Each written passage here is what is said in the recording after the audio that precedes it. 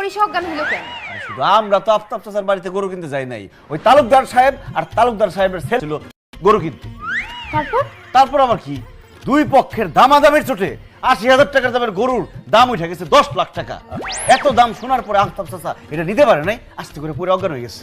কি ৮০,০০০ টাকার গরুর দাম তোমরা ১০ লাখ টাকা বলে আসছো কেন? আরে ১০ লাখ লাগুক আর ২০ লাখ লাগুক কোনো সমস্যা নাই, ওই গরু আমাদের কিনতেই হবে।